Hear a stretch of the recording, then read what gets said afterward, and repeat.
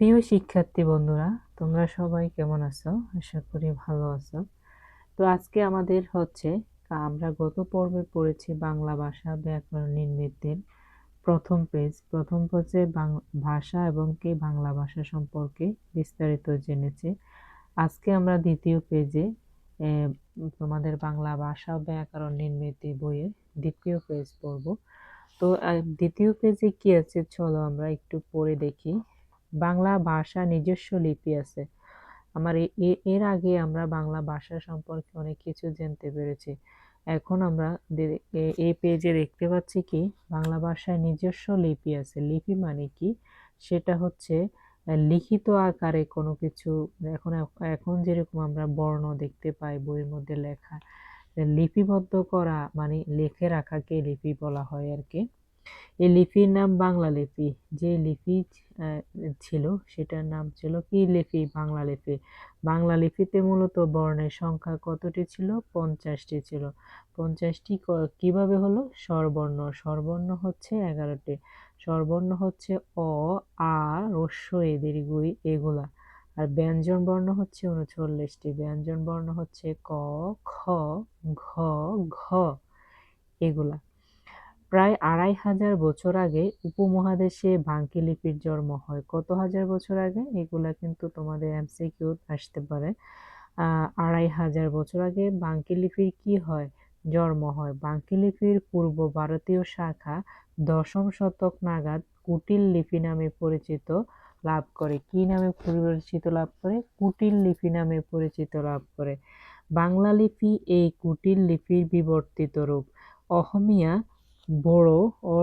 বড়ো, মণিপুরী প্রভৃতি ভাষাও বাংলা লিপিতে লেখা হয়। বাংলা লিপিতে কি কি ভাষা লেখা হয়? অহমিয়া ভাষা লেখা হয়, বড়ো ভাষা লেখা হয়, মণিপুরী ভাষা লেখা হয় প্রভৃতি ভাষা বাংলা লিপিতে লেখা হয়। সংস্কৃত এবং মৈথিলি ভাষা লিখতে এক সময়ে অন্য লিপির পাশাপাশি বাংলা লিপিও ব্যবহার হতো।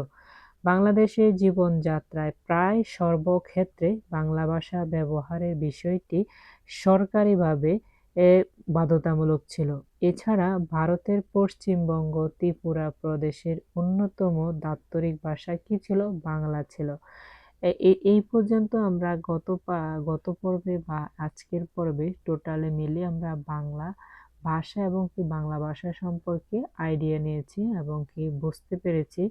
আহ, এখন আমরা অনুশীলনীতে দেওয়া হয়েছে আমাদের অনুশীলনী মানে আমাদেরকে কিছু প্রশ্ন করা হয়েছে, আমরা এগুলা কি করব? উত্তর দেব। চলো প্রশ্নগুলো একটু পড়ি। তো চলো দেখো অনুশীলনের মধ্যে কি আছে। অনুশীলনের মধ্যে প্রথমে টিক চিহ্ন দাও, সঠিক উত্তরে টিক চিহ্ন দাও, এটা লেখা আছে। তো সঠিক উত্তর আগে প্রশ্ন পড়ি। ১ নাম্বার প্রশ্ন, বর্ণের সঙ্গে কোন ইন্দ্রিয়ের সরাসরি সম্পর্ক আছে? বর্ণ আমরা মানে বর্ণ তো যদি আমি একটা লেখা লিখি, এখন তোমার যদি চোখ বন্ধ থাকে, এর প্রথমে দেওয়া আছে ক চোখ, খতে দেওয়া আছে কান, গতে দেওয়া আছে নাক, গতে দেওয়া আছে জিভ। প্রথম হচ্ছে সরাসরি কোনটার সম্পর্ক? সরাসরি আমরা হচ্ছে চোখের সম্পর্ক। সরাসরি কোনটার সম্পর্ক?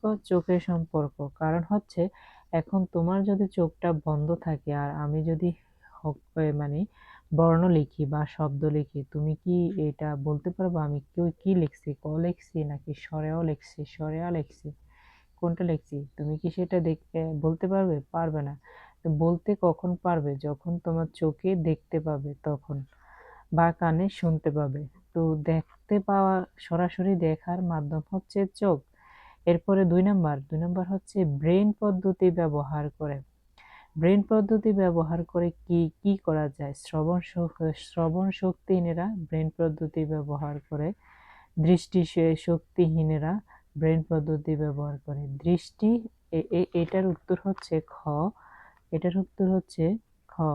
ব্রেন পদ্ধতি ব্যবহার করে দৃষ্টি শক্তিহীনেরা।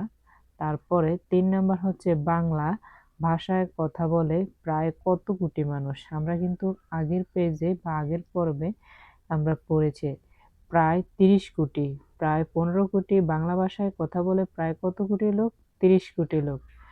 কত কোটি লোক? 30 কোটি লোক।